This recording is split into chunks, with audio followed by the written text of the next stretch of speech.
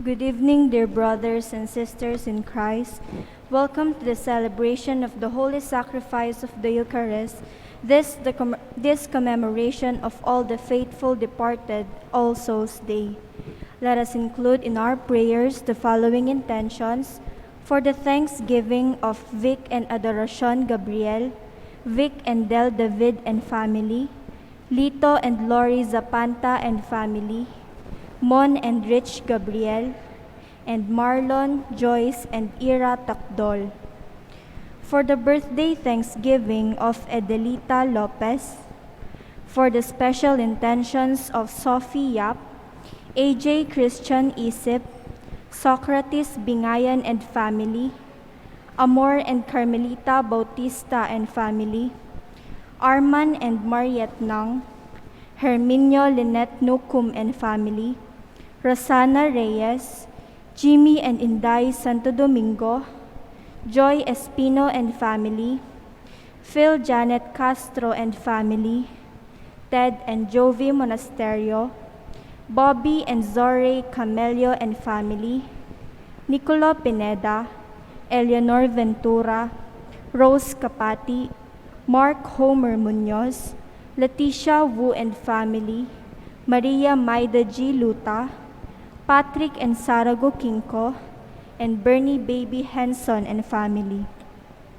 For healing, speedy recovery, and good health of Geraldine Zapanta, Adrian Del Ayan R. Alfonso, Regina Lucille Ramos Nagit, Arlene V. Quizon, Jennifer Manarang Canlas, Eloisa Tonggol, Estrella Borja Fabian, Fe Kailao, Eller Vitug, Almario L. Claudio, Laila Kapulong Manlutak, Dr. Agnes Salvador, Zenaida Talorin, Orlando Castro, Maylin Salamat Soberano, Gloria Panlilio, Ernesto Dizon, and those whom we pray for healing.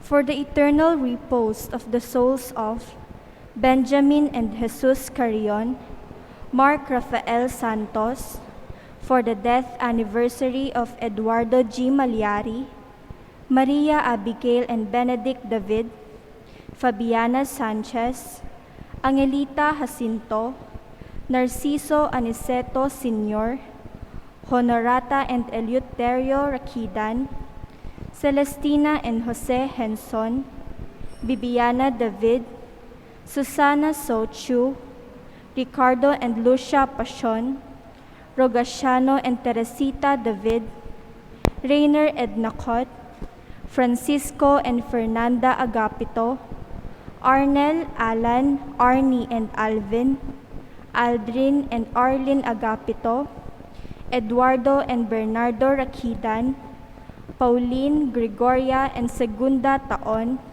Serafin Taon, Engineer Melvin Baisic, Romeo, Jesus, and Lourdes Quijano, Ernesto De Leon, Gregorio and Lolita Manalac, Marcos Castro Jr., Mariano, Petra, Ernesto, Carlos, and Jose Marie, Gojoso Pio, Mark Christian Martinez, Carmencita Guevara, Purita Manalac, Teresita and Monica O. Mariano, Regina Manalac, Purificacion and Mario Libao, Freddy de Guzman, Marnie and Aquilina Manalo, Antonia and Faustino Bartolome, Rod Malyari, Santo Manalo, Mading Dan and Dandong Gomez, Lucille Miklat, Adela Pinpin Nikdao,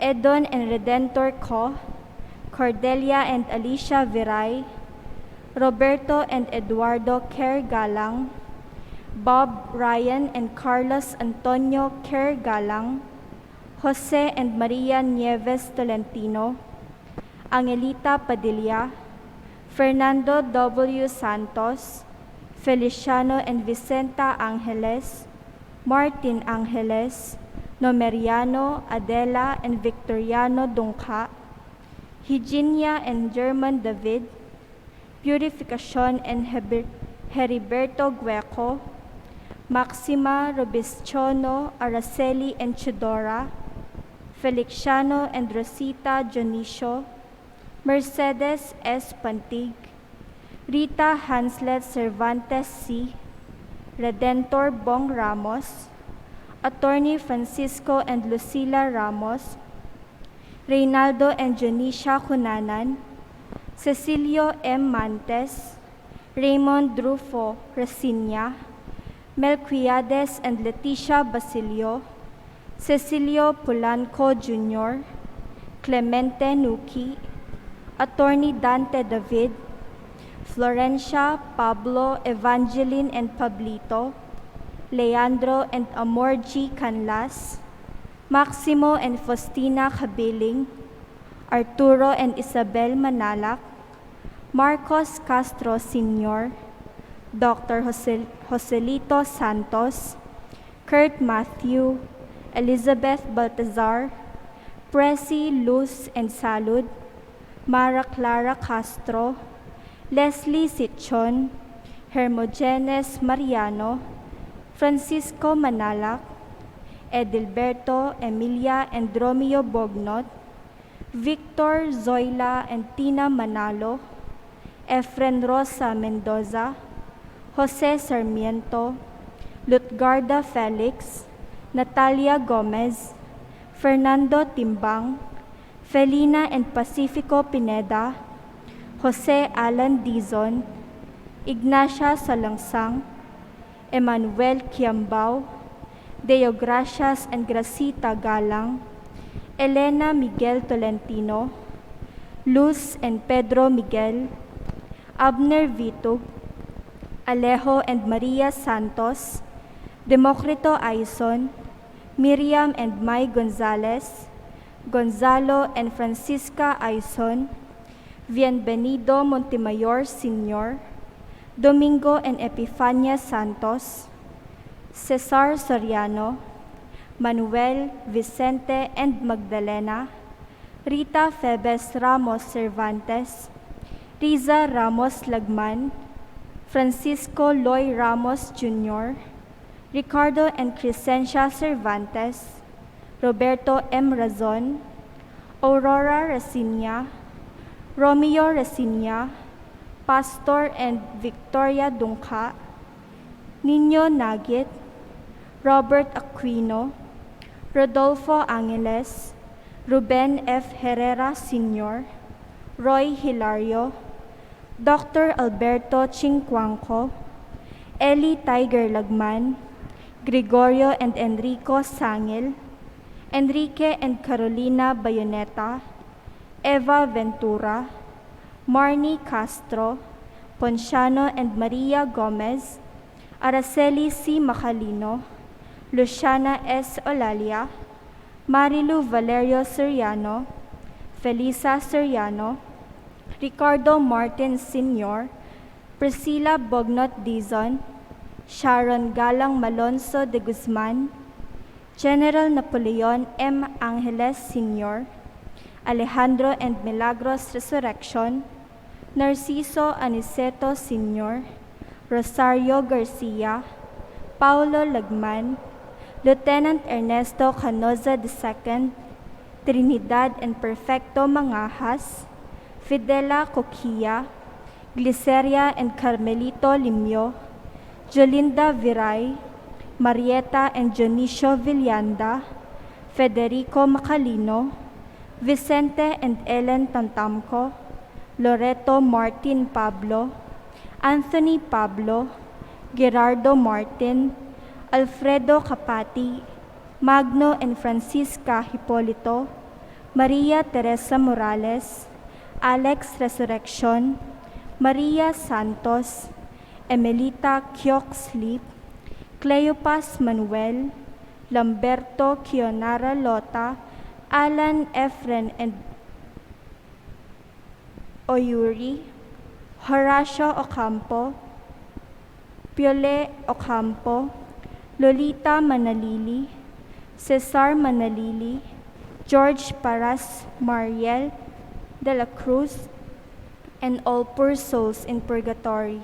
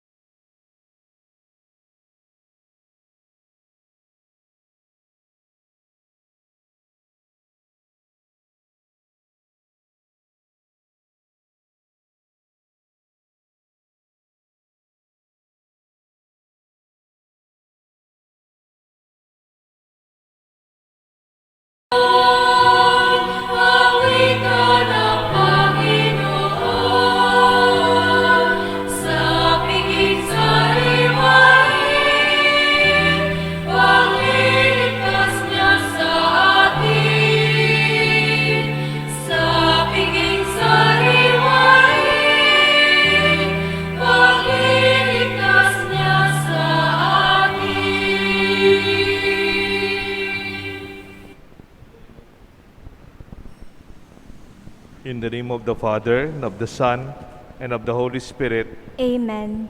the grace of our Lord Jesus Christ, and the love of God, and the communion of the Holy Spirit be with you always. And with your spirit.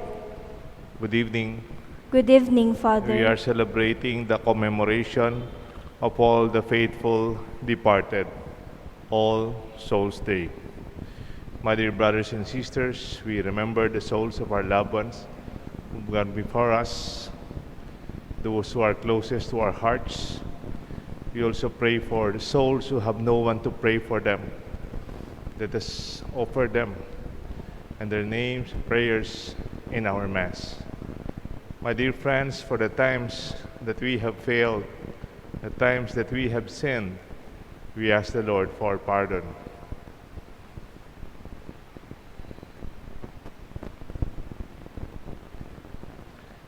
I confess To Almighty God, and to you, my brothers and sisters, that I have greatly sinned in my thoughts and in my words, in what I have done and in what I have failed to do, through my fault, through my most grievous fault. Therefore I ask Blessed Mary, ever Virgin, all the angels and saints, and you, my brothers and sisters, to pray for me to the Lord our God. May Almighty God have mercy on us, forgive us our sins, and bring us all to everlasting life. Amen. Lord, have mercy. Lord, have mercy. Christ, have mercy. Christ, have mercy. Lord, have mercy. Lord, have mercy. Let us pray. I invite you to remember your prayer, your petition in our Mass.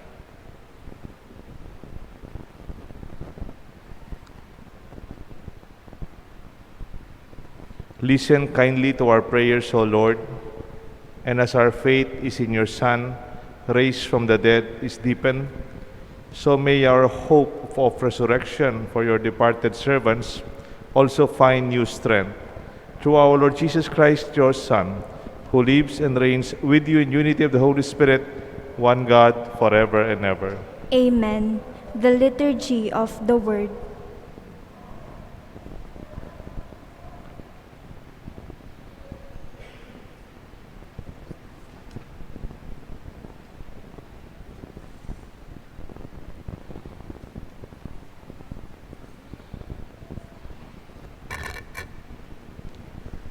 A reading from the Book of Wisdom.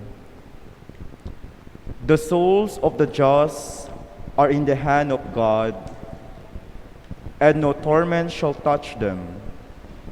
They seem in the view of the foolish to be dead, and their passing away was thought an affliction, and their going forth from us utter destruction. But they are in peace. For if before men indeed they be punished, yet is their hope full of immorality. Chastised a little, they shall be greatly blessed, because God tried them and found them worthy of himself. As gold in the furnace, He proved them, and as sacrificial offerings, he took them to himself. In the time of their visitation, they shall shine, and shall dart about as sparks through stubble. They shall judge nation and rule over peoples, and the Lord shall be their king forever.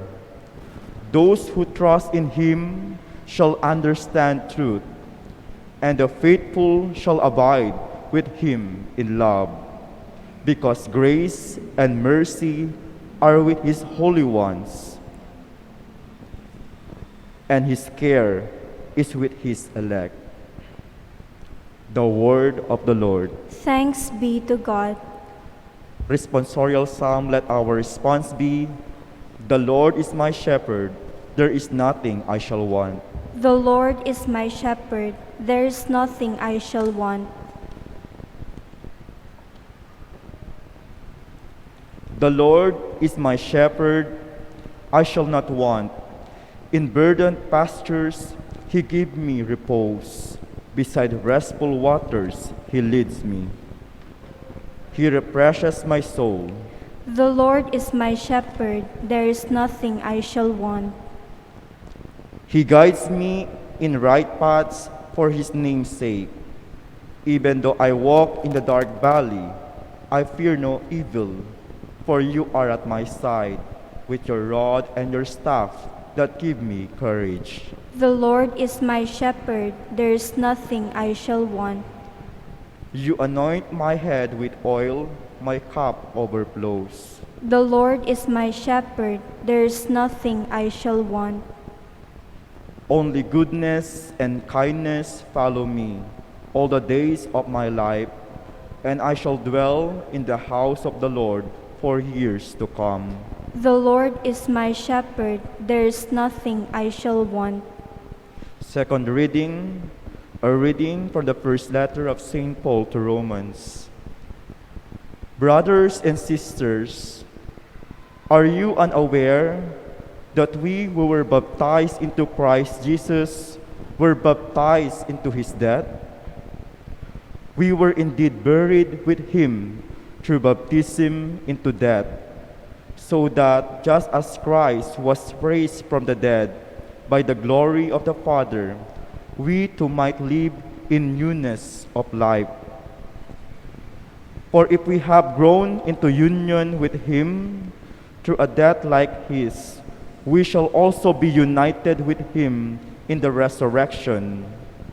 We know that our old self was crucified with him, so that our sinful body might be done away with, that we might no longer be in slavery to sin. For a dead person has been absolved from sin.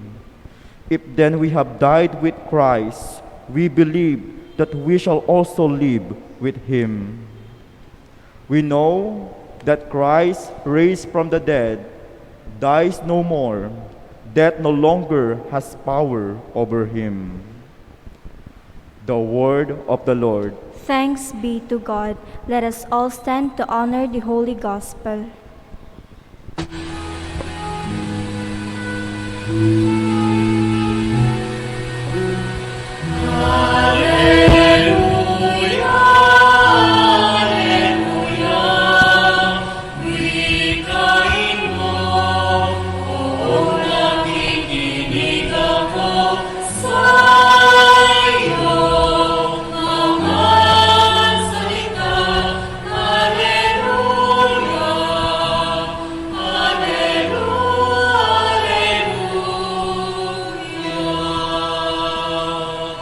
Come, you who are blessed by my Father, inherit the kingdom prepared for you from the foundation of the world.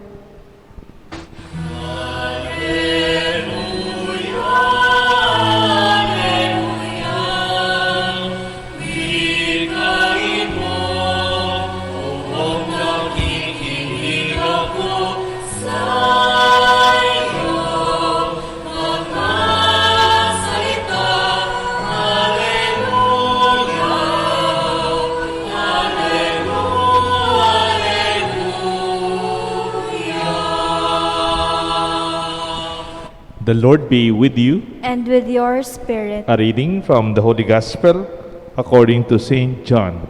Glory to you, O Lord. Jesus said to the crowds,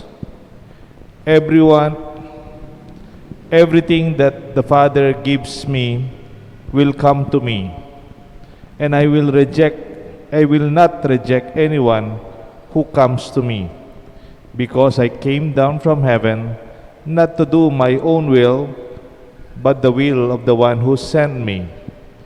This is the will of the one who sent me, that I should not lose anything of that he gave me, but I should raise it up on the last day.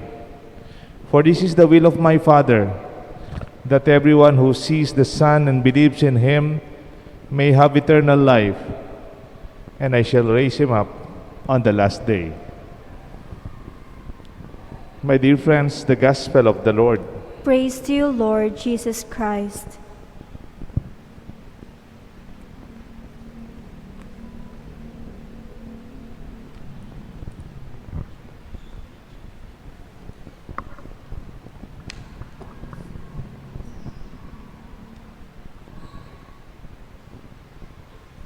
In the name of the Father, the Son, the Holy Spirit. Amen. Exit plan. Do you have a plan how you will go? Do you plan it to be grand, to be quiet, to be great, or to be ordinary? Nung nagtatrabaho pa po ako sa social development work, meron kaming tinatawag na entry plan, kung paano ka papasok, magpapakilala, mag-uumpisa sa mga barangay, communities where you will be helping.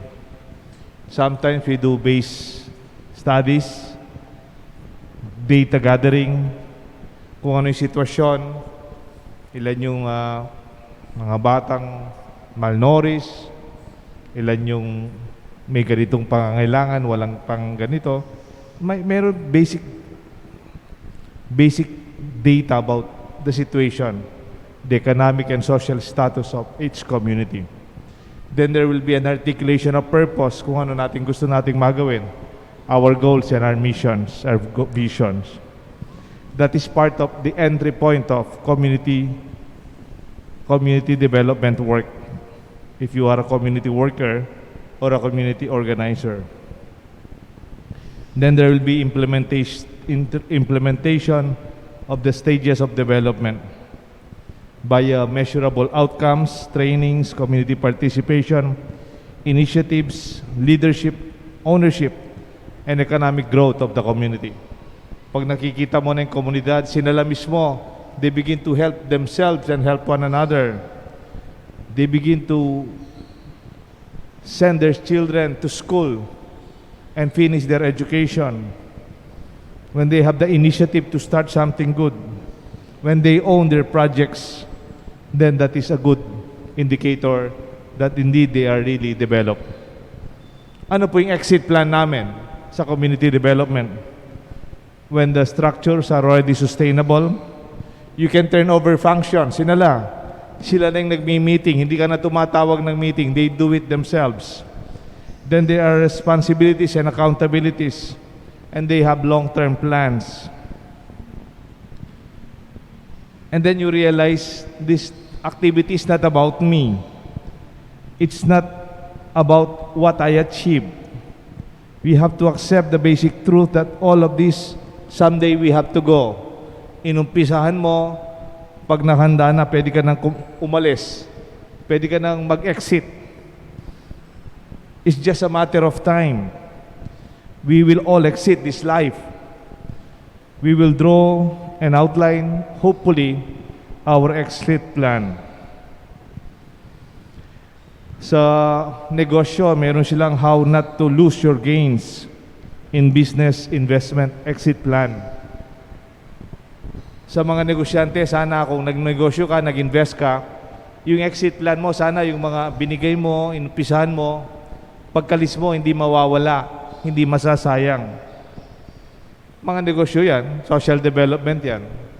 Pero tanong ko, sa personal nating buhay, do you have an exit plan?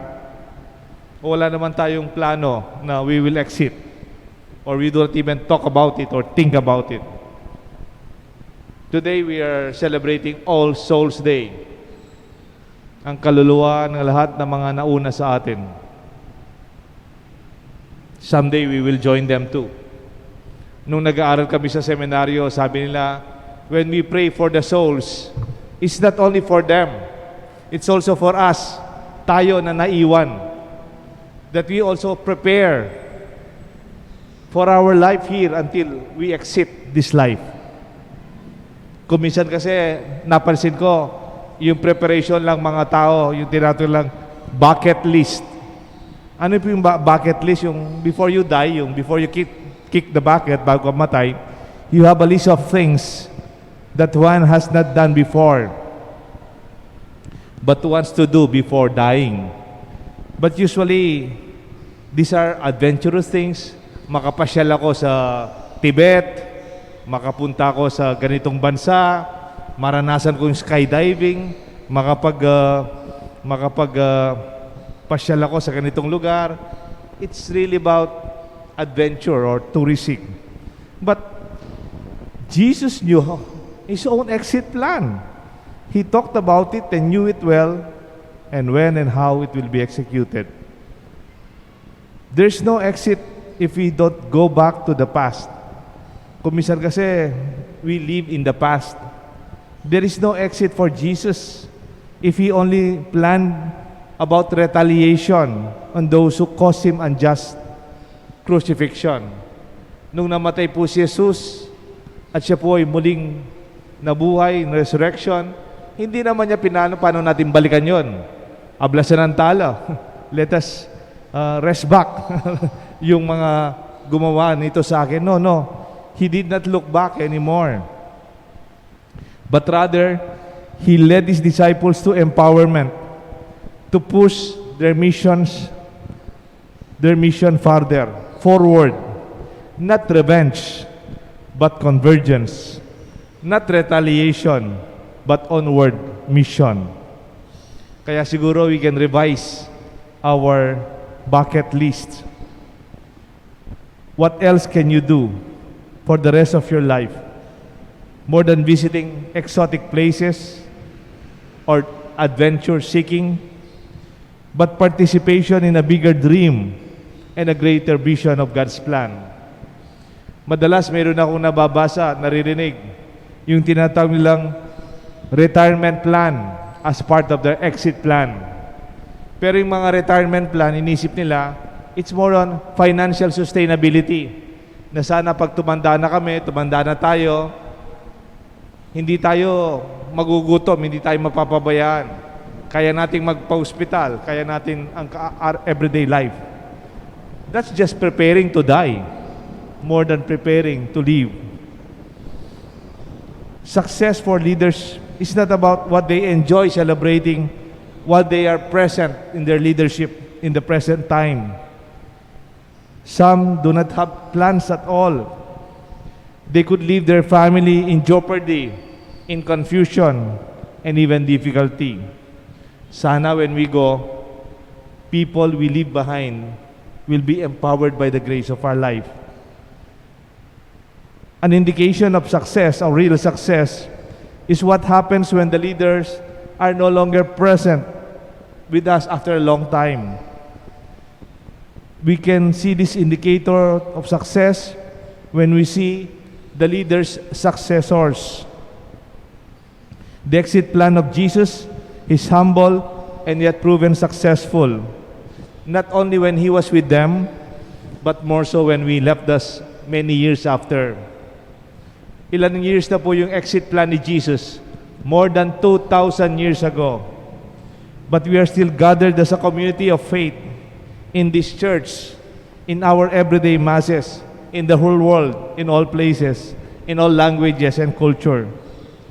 We gather in His name, and that must be a beautiful exit plan, sustained and even growing. May I ask, do you have an exit plan? A vision that will fulfill your life's purpose and mission? Ang ginagawa lang natin, trabaho, trabaho, trabaho, araw-araw. Negosyo, negosyo, negosyo, araw-araw. O ginagawa lang natin yung dati nating ginagawa, araw-araw. When you can say, I am ready to go anytime. I am dispensable. The mission is more than me. Continue the legacy. The good name your father gave you, or you are just in your life a day at a time. From success, hopefully we dream of our successors, people who will continue beyond us. That when we go, we see that there is more, and it will be better when we begin to let go, not about holding on to dear life only. Meron pong isang mayaman na tao, he's a philanthropist. Nung po siyang mamatay, he was 89 years old. Ang pera niya, $8 billion. Ang dami. Hindi mo na maubos yun nga naman. Kung kahit maging 100 years old siya, hindi na maubos yung $8 billion with this simple lifestyle.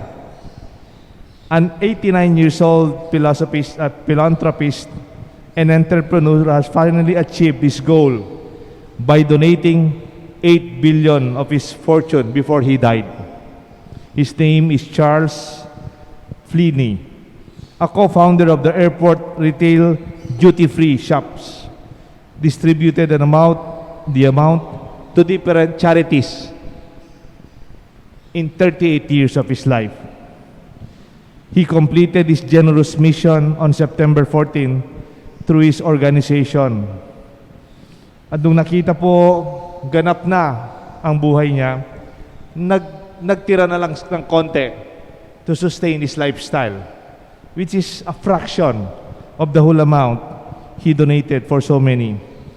At yung pag-donate niya, hindi lang one time, big time, but it is a continuity of giving, sharing, knowing his exit plan, that he will die broke. Pag namatay siya, lahat na ipamigay na. Walang nasayang, walang nabulok, walang nasira, walang nawala. And I'm not saying only about our exit plan is about finances. No. It's about giving everything that we have and finding our fulfillment. Gustong-gusto ko po yung sinabi ni Onofre Pagsanghan.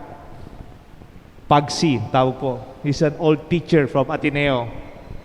Sabi po ni Pagsi, ang buhay ay parang toothpaste. Paano bang maging toothpaste ang buhay? Ang buhay ay parang toothpaste. Nagiging ganap ito kapag ito ay pinalipit, inipit-ipit, sinungkit-sungkit, hanggang ito ay maganap na.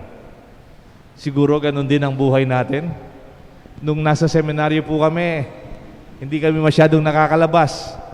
Pag meron kang toothpaste, talaga pong minsan iniipit pa namin sa pintuan para lumabas po yung konting-konti pa sa loob. Ganun daw ang buhay natin. Ganap na tayo. Pag binuhos na natin, binigay ang lahat, then like Jesus, we fulfill our exit plan. Maybe you can draw your own plan, more than your business plan, more than financial plan, more than any plans that you have. May we have that exit plan that one day we will be free and fulfilled. May God bless us all, the Father, the Son, and the Holy Spirit. Amen. Please stand.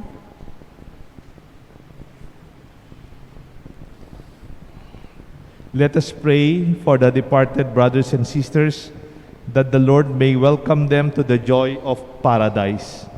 For every petition we shall answer, Lord, let perpetual light shine upon the faithful departed. Lord, let perpetual light shine upon the faithful departed. May the Church preach and witness to the truth of eternal life that Christ won by His passion, death, and resurrection, we pray. Lord, let perpetual light shine upon the faithful departed. May we strive to live a just and holy life so that we may be ready to face the Lord at our passing from this world, we pray. Lord, let perpetual light shine upon the faithful departed. May the Lord comfort the suffering and the dying and give eternal rest to those who have died, we pray. Lord, let perpetual light shine upon the faithful departed. May the Lord shine upon the souls being purified in purgatory and bring them soon to the joy of paradise, we pray. Lord, let perpetual light shine upon the faithful departed. May the Blessed Virgin Mary, who stood by the cross of Jesus, comfort those who mourn the passing of their loved ones, we pray. Lord, let perpetual light shine upon the faithful departed. In the silence of our hearts, we may now pray our personal intentions.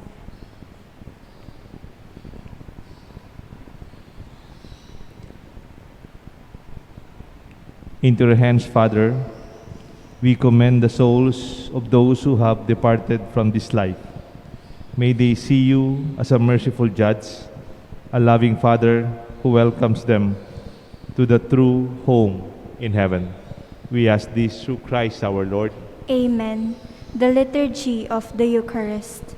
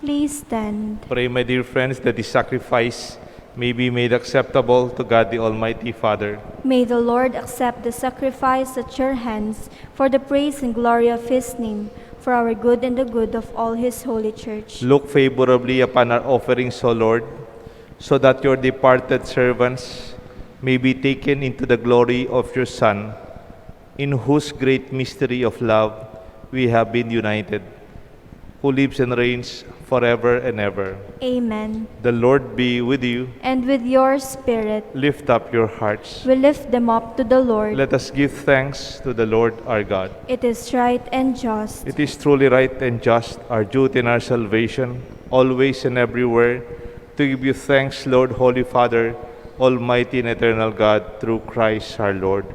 For He is the salvation of the world, the life of the human race, the resurrection of the dead. Through Him, the host of angels adores your majesty and rejoices in your presence forever. May our voices join with theirs in one chorus of exultant praise as we acclaim.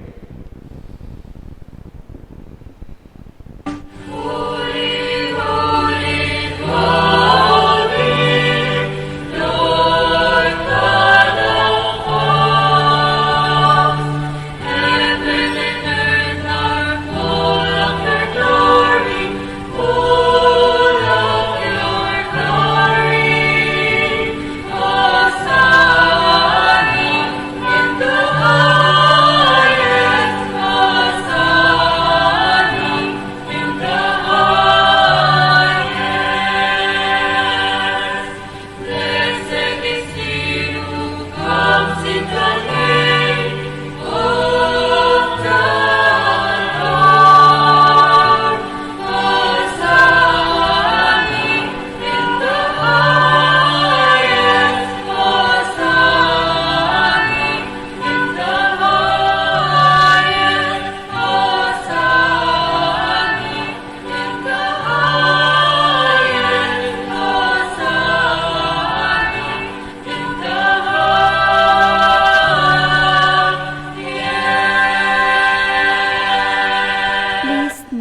are indeed holy, O Lord, the fount of all holiness. Make holy, therefore, these gifts, we pray, by sending down your Spirit upon them like the dew fall, that they may become for us the body and blood of our Lord Jesus Christ. At the time he was betrayed and entered willingly into his passion, he took bread, giving thanks, broke it, and gave it to his disciples, saying, "Take this, all of you, and eat of it, for this is my body, which will be given up for you."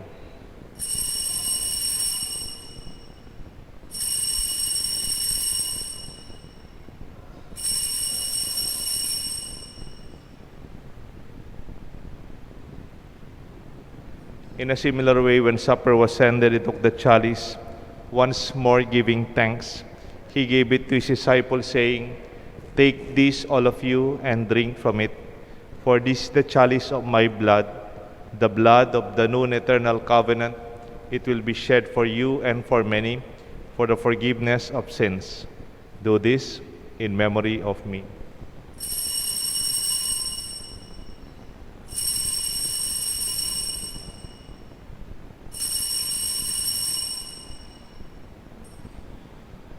Please stand. Let us proclaim the mystery of faith. When we eat this bread and drink this cup, we proclaim your death, Lord, until you come again. Therefore, as we celebrate the memorial of his death and resurrection, we offer you, Lord, the bread of life, the chalice of salvation, giving thanks that you have held us worthy to be in your presence and minister to you. Humbly we pray that partaking of the body and blood of Christ, we may be gathered into one by the Holy Spirit. Remember, Lord, your church spread throughout the world. Bring her to the fullness of charity, together with Francis, our Pope, Florentino, our Bishop, and all the priests, and all our friends who work and serve you in our church, in our parish here at the Holy Cross. Remember your servants who have called from this life to yourself. Grant that they who are united with your Son in a death like his, may one day share in his resurrection. In a few moments of silence, let us remember our dearly departed and their souls of those who have no one to pray for them.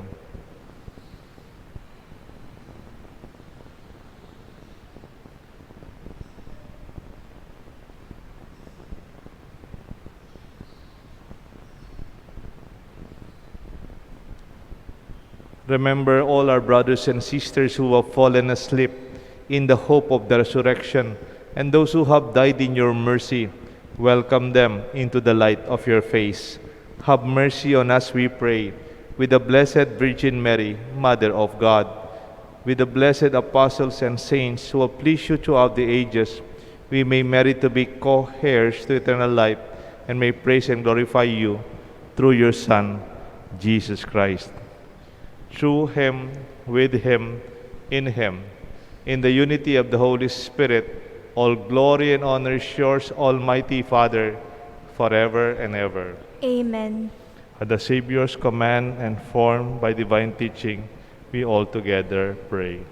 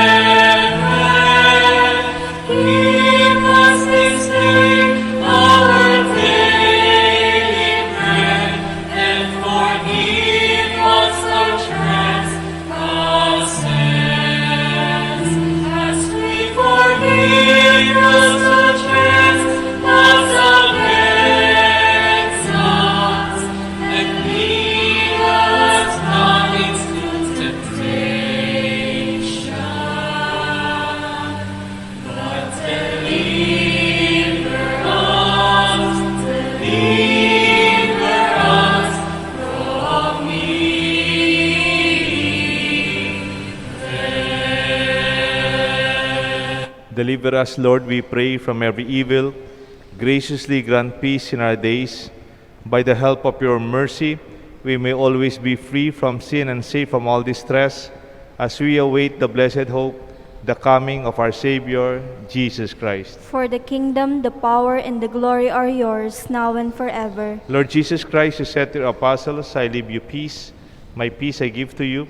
Look not on our sins, but on the faith of your church, and graciously grant her peace and unity in accordance with your will, who live and reign forever and ever. Amen. The love and peace of the Lord be with you always. And with your spirit. My dear friends, we greet each other with a sign of peace.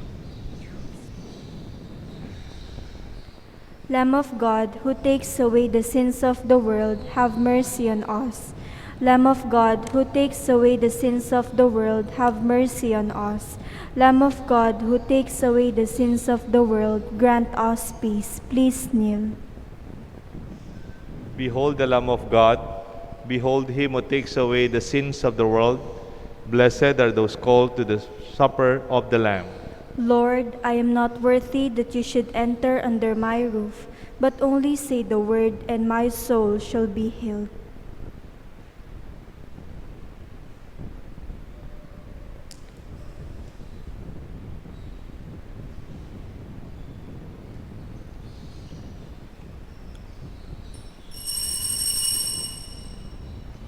Act of Spiritual Communion.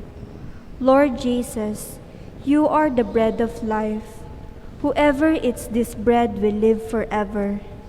I love you and desire to receive you in Holy Communion. At this moment, I cannot receive you in the sacrament of the Holy Eucharist. Come then spiritually and dwell in my heart. I embrace you and unite myself totally to you. May I never be separated from you. Amen.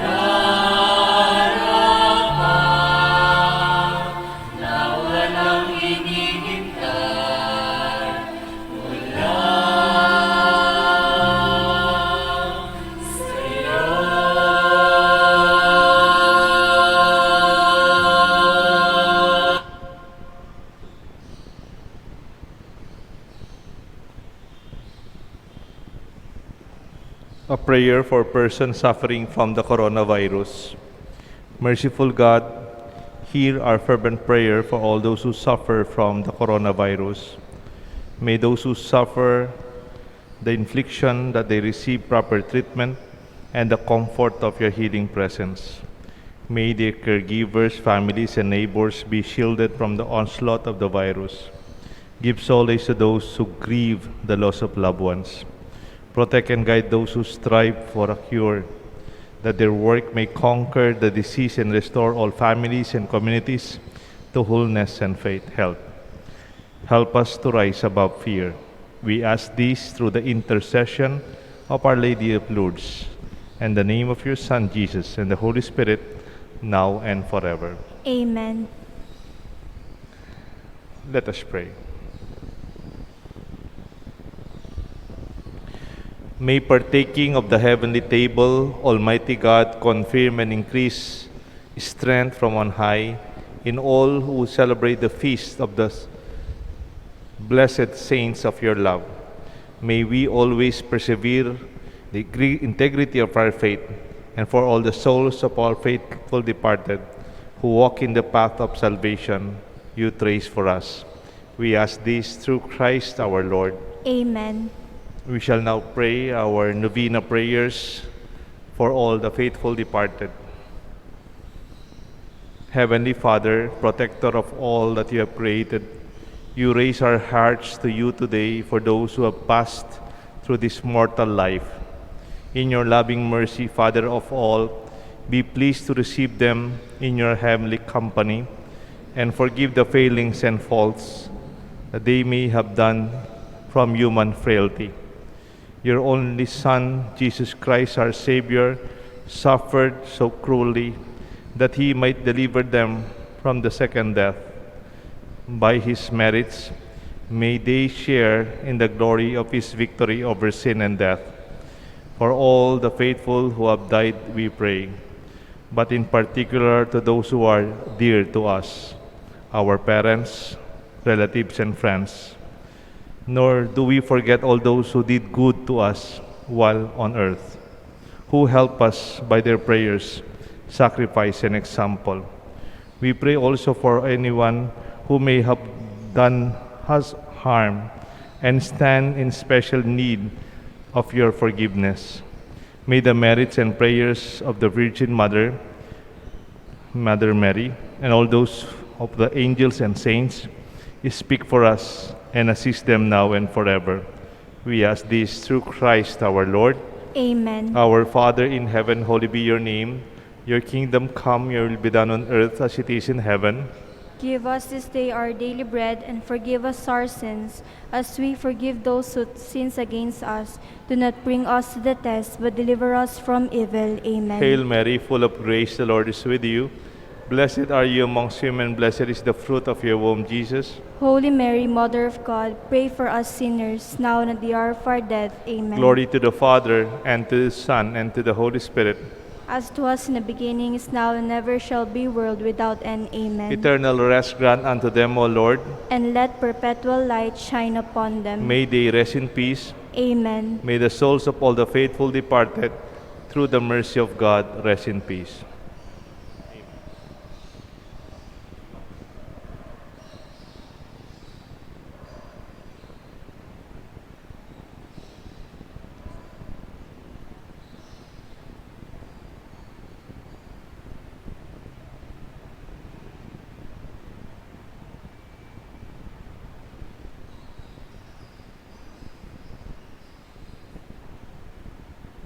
The Lord be with you. And with your spirit. May the blessings of Almighty God rest upon you, your loved ones, and family, the Father, the Son, and the Holy Spirit. Amen. Our Mass is offered. Let us pray and prepare and plan for the fulfillment of our life. Thanks be to God.